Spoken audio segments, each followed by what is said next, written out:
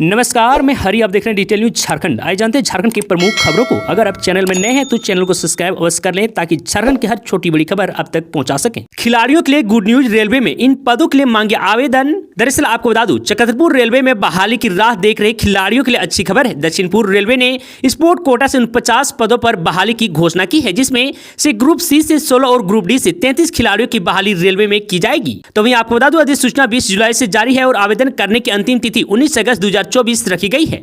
वहीं स्पोर्ट कोटा में बहाली के लिए उम्र सीमा 18 से 25 वर्ष रखी गई है। आपको बता दूं कि राष्ट्रीय एवं अंतर्राष्ट्रीय स्तर पर आयोजित खेल प्रतियोगिता में दक्षता हासिल कर कम से कम तीसरा पुरस्कार जीतने या तीसरा स्थान प्राप्त करने गौरव हासिल करने वाले खिलाड़ी ही आवेदन कर पाएंगे। आपको बता दूं कि आवेदक को आवेदन करने के लिए जनरल के लिए 500 रुपये और SC ST के लिए 250 रुपये परीक्षा शुल्क देना होगा। आपको बता दूं, इच्छुक आवेदक RRC SER के आधिकारिक वेबसाइट पर जाकर आवेदन पत्र डाउनलोड कर सकते हैं। उसके बाद आवेदन पत्र को दिए गए नियमों के अनुसार भरकर रेलवे रिक्रूटमेंट सेल कोलकाता के अध्यक्ष को डाक के जरिए भेज सकते हैं।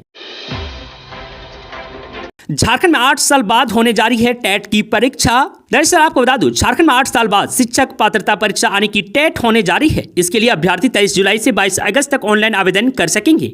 आपको बता दूं, झारखंड एकेडमिक काउंसिल ने शुक्रवार को इसका विज्ञापन जारी कर दिया है। पहली से 5वीं और छठी से 8वीं की अलग अलग शिक्षक पात्रता परीक्षा होगी। आपको बता दूं, DLED व BEd प्रशिक्षित अभ्यर्थी ही शिक्षक पात्रता परीक्षा में आवेदन कर सकेंगे। आपको बता दूं, इसमें अनुसूचित जनजाति, अनुसूचित जाति, पिछड़ा वर्ग, अत्यंत पिछड़ा वर्ग और दिव्यांग कोटि के अभ्यर्थी को निर्धारित शैक्षणिक व प्रशैक्षणिक प्राप्त अंक में 5% की छूट दी जाएगी। वहीं विशेष रूप से कमजोर जनजाति समूह को प्राप्त अंक में 7% की छूट दी जाएगी। सबसे महत्वपूर्ण बात जो ध्यान रखने योग्य है कि अगर आप आवेदन करते हैं तो उसमें संशोधन नहीं कर पाएंगे। तो जब भी आप आवेदन करें, कृपया ध्यानपूर्वक आवेदन करें। तो वहीं आपको यह भी बता दूं कि अभ्यर्थी को आवेदन करने के लिए 700 रुपये से लेकर 1300 रुपये तक शुल्क देना होगा। सामान्य जाति, अत्यंत पिछड़ा वर्ग व आर्थिक रूप से कमजोर वर्ग के अभ्यर्थियों को 1300 रुपये देना होगा। वहीं अनुसूचित जाति, अनुसूचित जनजाति और दिव्यांग कोटे के अभ्यर्थी को 700 रुपये करके देना होगा, जबकि आदिम जनजाति के अभ्यर्थियों के लिए 500 रुपये शुल्क रखा गया है।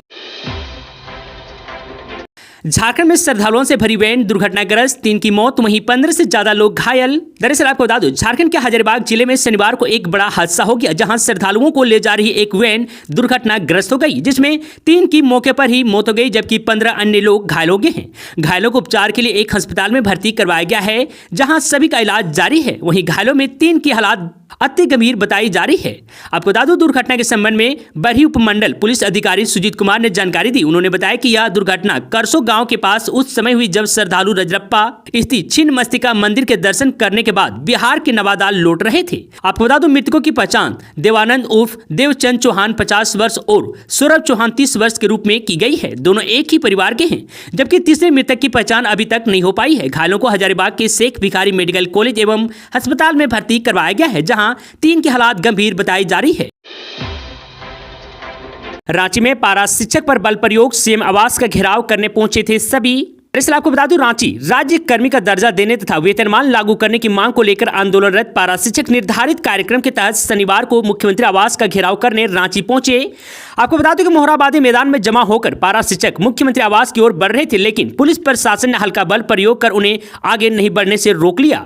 आपको बता दूं, इस क्रम में पारा शिक्षकों ने जमकर नारेबाजी की। देर शाम पुलिस प्रशासन ने उनकी प्रतिनिधिमंडल की वार्ता स्कूली शिक्षा एवं साक्षरता विभाग के मंत्री से कराई। तो वही मंत्री ने मांगों और नियमावली में त्रुटि को लेकर पूरी रिपोर्ट के साथ 25 जुलाई को दोबारा वार्तालाप के लिए बुलाया था। उनकी मांगों पर नियमानुसार कार्रवाई करने तथा नियमावली में त्रुटि को दूर करने का आश्वासन दिया। इसके बाद पारा शिक्षकों ने अपना आंदोलन स्थगित करने की घोषणा की है। तो वहीं पारा शिक्षकों का कहना था कि जब तक उनकी वार्ता मुख्यमंत्री या शिक्षा मंत्री से नहीं कराई जाएगी, तब तक वे वहीं बैठे रहेंगे।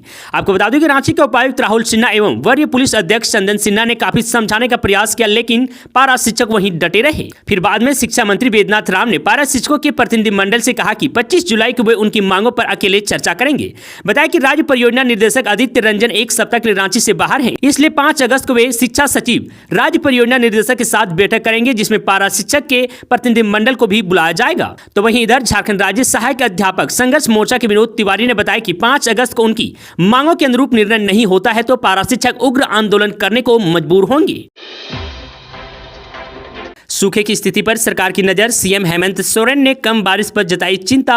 दरअसल आपको बता दूं, मुख्यमंत्री हेमंत सोरेन ने शुक्रवार को राज्य में कम वर्षा को लेकर वित्त मंत्री रामेश्वर उरांव तथा कृषि मंत्री दीपिका पांडे सिंह की उपस्थिति में वरीय अधिकारियों के साथ उच्च स्तरीय बैठक की।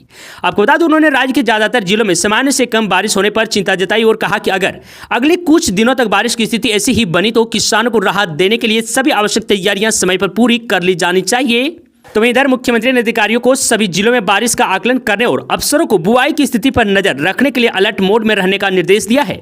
आपको बता दूं, नीति आयोग की बैठक में रखी जाएगी बात। मुख्यमंत्री ने कहा कि इस बार भी अब तक कमजोर मानसून की स्थिति देखने को मिल रही है। इसका सीधा असर धान और अन्य फसलों की बुआई पर पड़ रहा है। इस वजह से बड़ी संख्या में किसान प्रभावित हो रहे हैं। उन्होंने अधिकारियों से कहा कि कम बारिश की वजह से कृषि कार्य पर पड़ रहे असर को लेकर विस्तृत रिपोर्ट तैयार करें और खेतों में पटवन की सुविधा उपलब्ध कराने के लिए सिंचाई परियोजना के कार्य में तेजी लाएं। इसके साथ ही वैकल्पिक कृषि की भी तैयार कर ली जानी चाहिए और नई सिंचाई योजना की संभावना तलाशें। मुख्यमंत्री ने अधिकारियों से कहा कि अगले कुछ दिनों तक राज्य के सभी जिलों में बारिश का आकलन निरंतर किया जाएगा। झारखंड को बंगाल बनने से कोई नहीं रोक सकता, फलस्तीन का झंडा फहराने पर असम के सीएम बोले। दरअसल आपको बता दूं, हजारीबाग में असम के मुख्यमंत्री हेमंत बिस्व शर्मा ने कहा कि झारखंड में भाजपा को जीतना जरूरी है। उन्होंने तंज कसते हुए कहा कि आज 6 जिलों में फलस्तीन का झंडा लहराया, यही स्थिति रही तो अगले मुहर्रम में या 100 प्रखंडों में लहराया जाएगा। झारखंड को बंगाल बनने से कोई नहीं रोक सकता है। उन्होंने कहा कि जो लोग संविधान की शपथ ले रहे हैं उन्हें यह बताना चाहिए कि फलस्तीन का झंडा संविधान के पक्ष में है या विरोध में। आपको बता दूं, उन्होंने कहा कि हेमंत सोरेन को यह बताना चाहिए कि फलस्तीन का झंडा फहराने वालों पर उन्होंने क्या कार्रवाई की है। हजारीबाग के महोदी का नाम लेते हुए कहा कि एक और पुलिस मुहर्रम के जुलूस को एस्कॉर्ट कर पास करवाती है, वहीं रामनवमी पर जुलूस निकालने पर प्रतिबंध लगा देती है। मैट्रिक स्तरीय प्रतियोगिता परीक्षा की डेट जारी, एडमिट कार्ड को लेकर बदला नियम। दरअसल आपको बता दूं, JSSC, JML, CCE झारखंड कर्मचारी चयन आयोग द्वारा झारखंड मैट्रिक स्तरीय संयुक्त प्रतियोगिता परीक्षा 28 जुलाई को रांची जिला के विभिन्न केंद्रों पर आयोजित की जाएगी। आपको बता दूं, आयोग इस परीक्षा में सम्मिलित होने के लिए प्रवेश परीक्षा डाक से नहीं भेजेगा। अभ्यर्थी इसे आयोग की वेबसाइट से डाउनलोड कर सकेंगे। आयोग ने इसका लिंक जारी कर दिया है। आपको बता दूं, इधर आयोग ने झारखंड डिप्लोमा स्तरीय संयुक्त प्रतियोगिता परीक्षा 2023 के तहत पूर्व में की गई अनुशंसा के बाद शेष पदों हेतु प्रमाण पत्र की जांच के लिए अभ्यर्थियों को अल्प सूचीबद्ध किया गया है। तो मैं आपको बता दूं कि pipeline inspector, street light inspector, कन्या अभियंता एवं मोटरयान निरीक्षक की शेष रिक्त के सापेक्ष अल्प सूचीबद्ध अभ्यर्थियों के प्रमाण पत्रों की जांच 23 जुलाई को नाकोम स्थित आयोग कार्यालय में होगी। आपको बता दूं कि पाइपलाइन इंस्पेक्टर के लिए 9, स्ट्रीट लाइट इंस्पेक्टर के लिए 11, कन्या अभियंता विद्युत के लिए 7, कन्या अभियंता यांत्रिकी के लिए 15, मोटरयान निरीक्षक के लिए 5 तथा कन्या अभियंता और सैनिक के लिए 92 अभ्यर्थियों को अल्प सूचीबद्ध किया गया है।